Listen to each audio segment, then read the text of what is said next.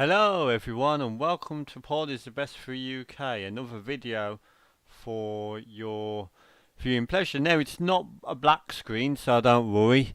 This video is actually in fact a Nintendo 64 game which I've been meaning to do for a while, and it is Pilotwings 64 for the Nintendo 64. Now obviously this is a sequel to the Super Nintendo classic Pilotwings, which was a Mode 7 game, which was impressive for the time. So this is a Nintendo 64 version, and like an updated version for the console. So here you get your pilot select screen.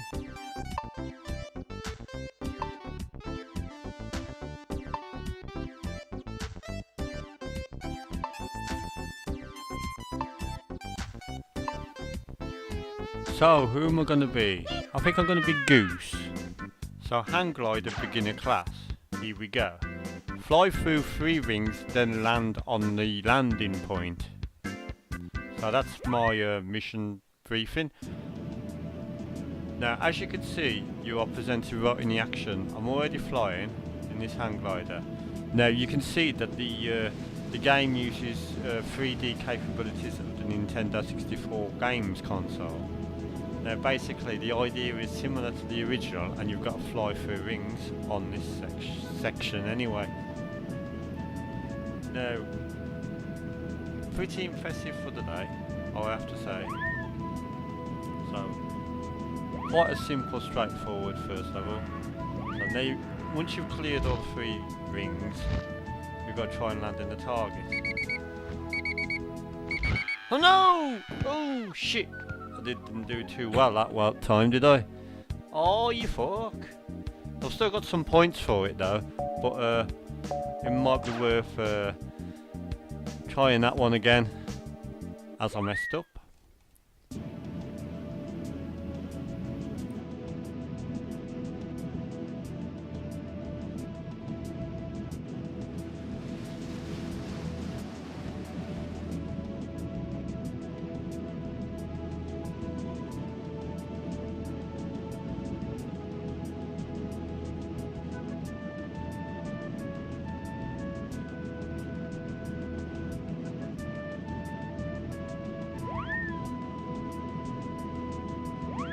So this time, let's see if I can get the landing a bit better. But it's probably best to come closer to the landing before you start to descend. And there we go, landing accomplished. So let's see how many points I've got for that. 88 points! So yeah, so I only needed 2 points to qualify for the gold badge for the whole entire round. But yeah, for the initial hang gliding stage, I've got a nice cool silver badge, and I get a nice little congratulations message for that.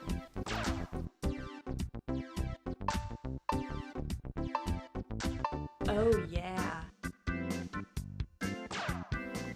So now we have the Walkabout stage. I've chose Robin this time.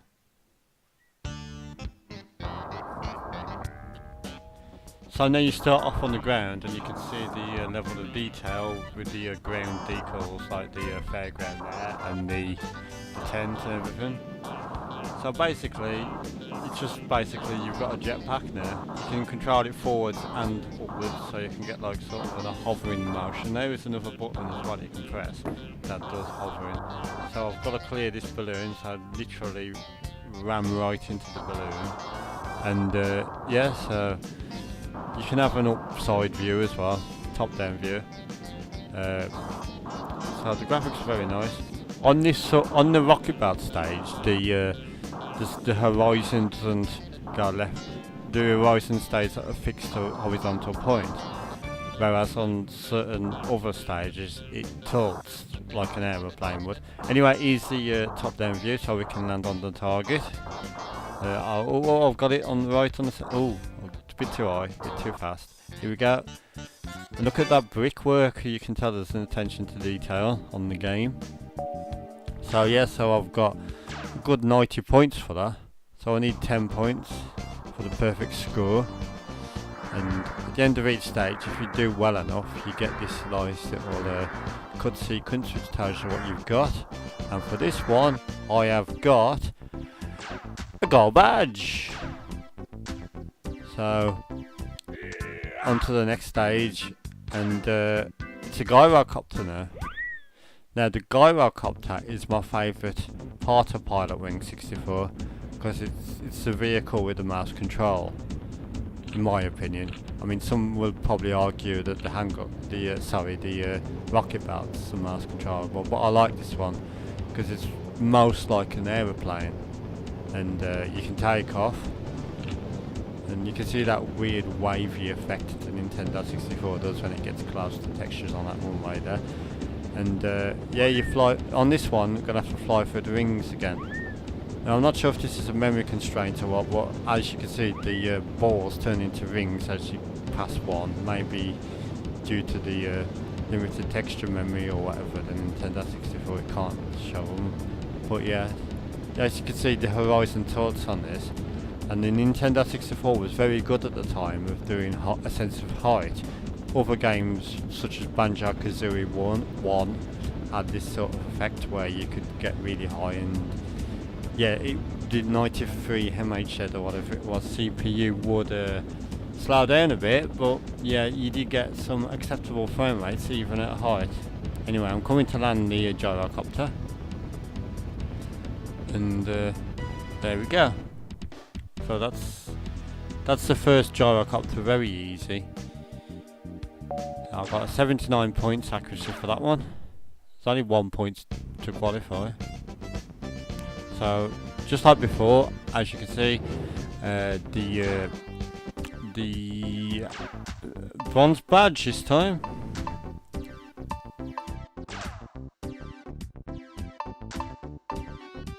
Here we go.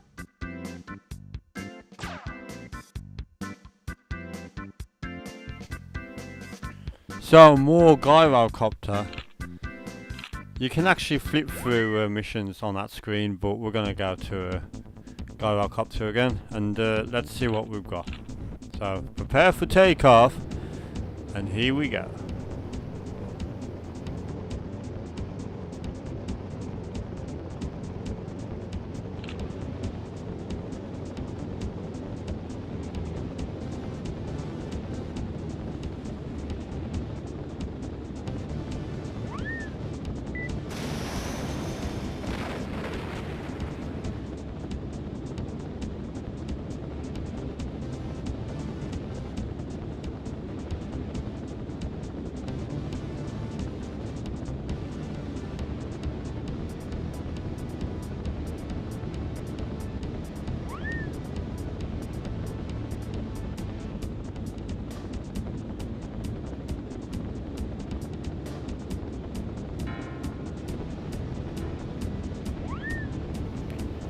Impressive world, considering the limitations of the Nintendo 64.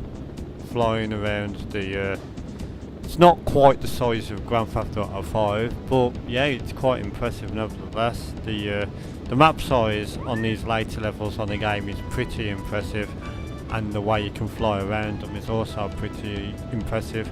This was a business back in the early 2000s.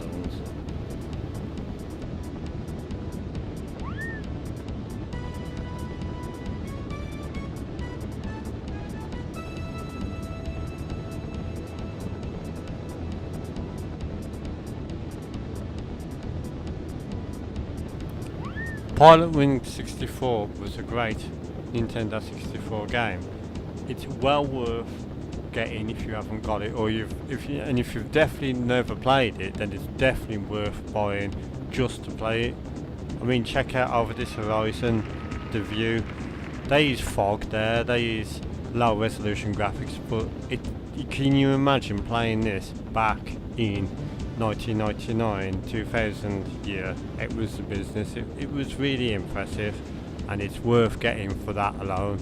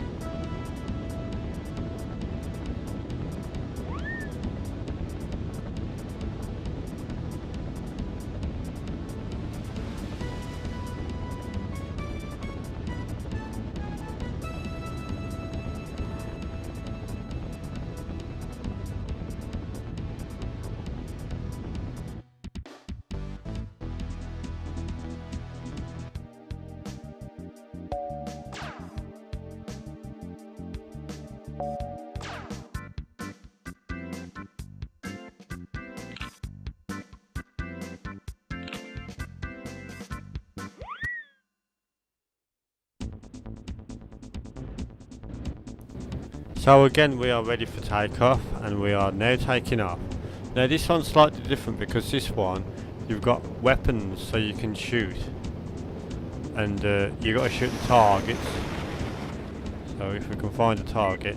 On the top right there's a radar. There always has been a radar for all the other games anyway, but there's a radar and you can shoot the targets. And, well actually that's the objective of this mission.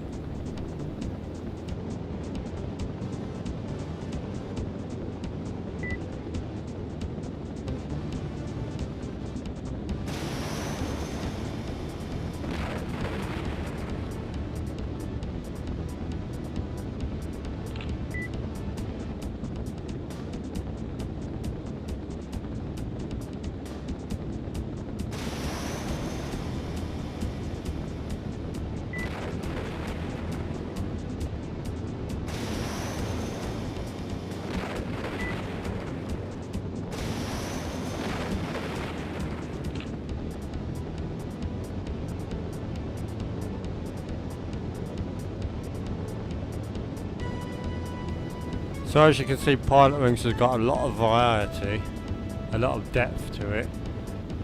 The game is pretty well made. It would have benefited with high resolution graphics, like in the later 4MB expansion. It doesn't, but it would have, if you understand my meaning by that.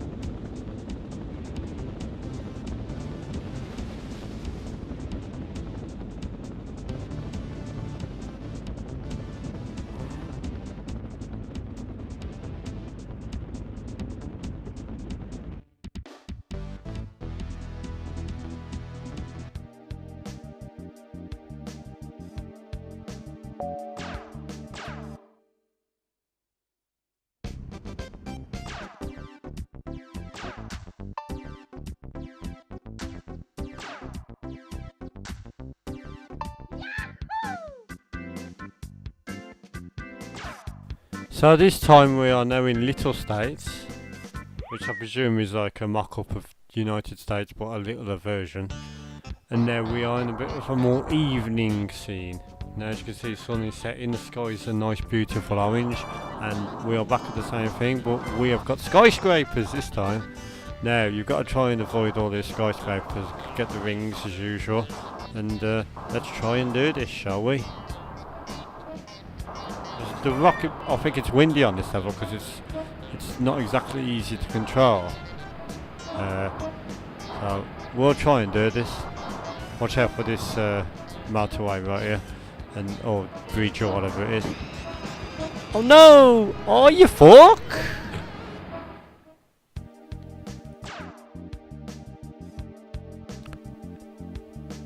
It does do an action replay of certain things. It's not always accurate, but it tries to.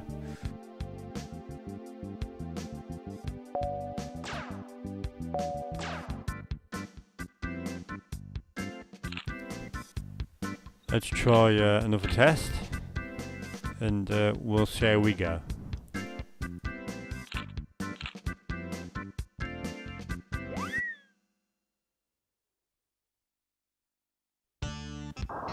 Or we could just try the same one again. So here we go, I've got the Walkabout on. Seems to be very windy because I can't control it very well. But the game's bound to get progressively harder, because what's the point of it being a game if it doesn't get harder? Anyway, let's go through this ring. Here we go. So, no, it's hard to control, it's blowing me all over the place. I'm trying to get focus here. There we go. At least I've got the first ring.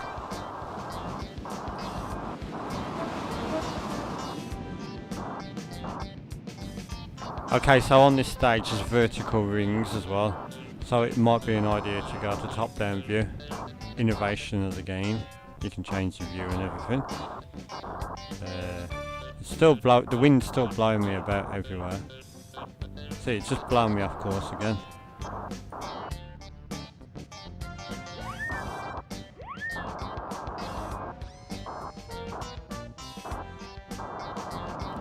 Considering everything that's going on and considering how old the machine is, the frame rate's pretty impressive. It's definitely playable. I would say most of the time it runs at about 15 frames per second if there's a lot of going on, and I think it might max out about 20 to 25 even frames per second at its best. I'm not sure that because I've never measured it, but it's very playable anyway. It's not like a slow PC game where you just can't play it because it's unplayable. It's very playable.